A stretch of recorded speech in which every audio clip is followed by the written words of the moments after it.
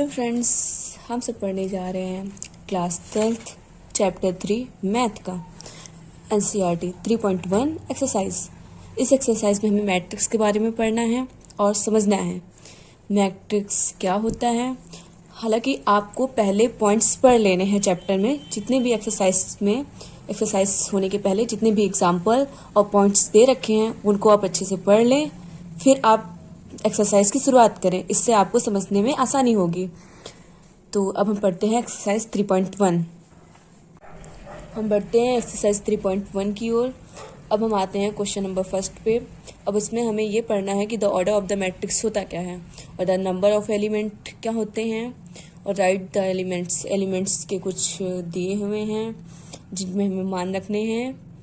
तो पहले तो हम आपको ये बता दें कि आपको जो पॉइंट्स दे रखे हैं एक्सरसाइज के पहले, वो बहुत ही इंपॉर्टेंट पॉइंट्स हैं। उनको आप पढ़ लेते हैं तो आपको सवाल जो दिए हुए हैं क्वेश्चन, उनको सॉल्व करने में बहुत ही आसानी होगी।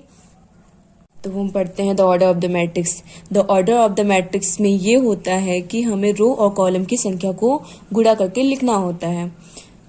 तो मल्टीप्लाई में लिख देते हैं। तो अवयवों की कोटि, इसको हिंदी में बोलते हैं the order of the matrix को।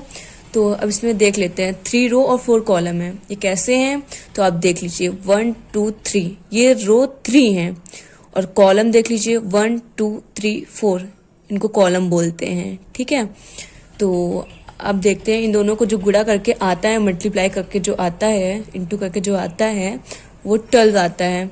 तो अवयव हमारे ये सब हैं। द नंबर ऑफ एलिमेंट, ये एलिमेंट्स हैं हमारे।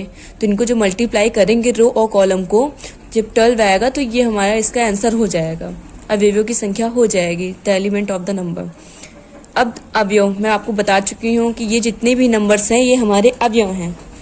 तो अब देखते हैं, मैंने बताया आपको ये कॉलम होते हैं, ये रो होते हैं। तो अब फर्स्ट रो का 3 कॉलम, तो अब देख लेते हैं कौन सा। इसमें मान रखने हैं हमें, मैं पहले भी बता चुकी हूँ। तो फर्स्ट रो का 3 कॉलम, फर्स्ट रो का 3 कॉलम 19 आ रहा है, 19 है। और 821, तो दूसरे रो का फर्स्ट कॉलम, दूसरे रो के फर्स्ट कॉलम में दूसरा रो है ये और फर्स्ट कॉलम है, तो 35 आ रहा है हमारा, तो इसी को 35 लिख दिया है।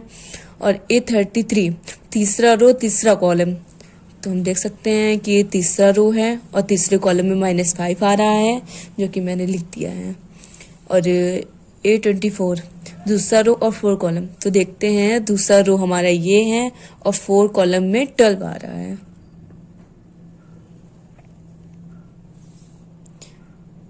अब दूसरा रो और तीसरा कॉलम देखना है हमें।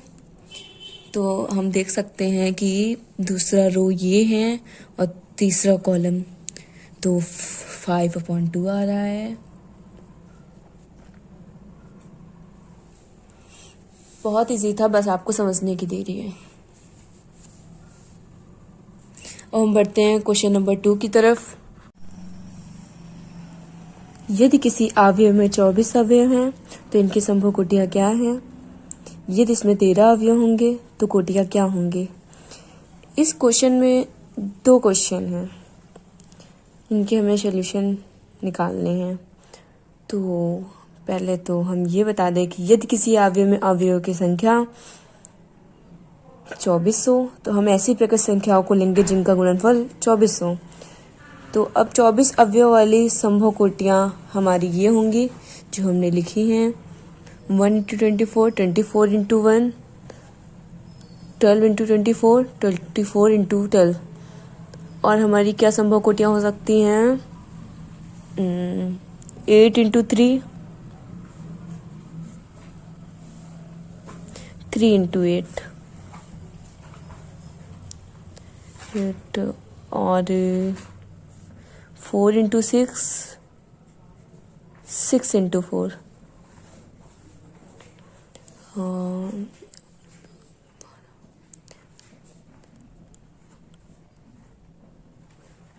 बस इतनी ही हमें 24 अवयवों वाली संभव कोटियां प्राप्त होंगी। अब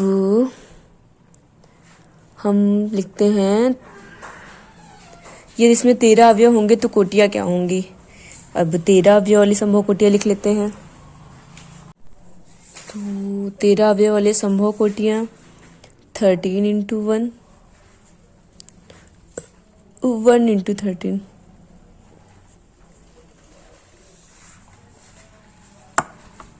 एक्सरसाइज 3.1 का क्वेश्चन नंबर फर्स्ट और सेकंड दोनों का सॉल्यूशन मैंने दे दिया है। अगर आपको कुछ नहीं समझ में आता है तो आप मुझे कमेंट करके बताएं।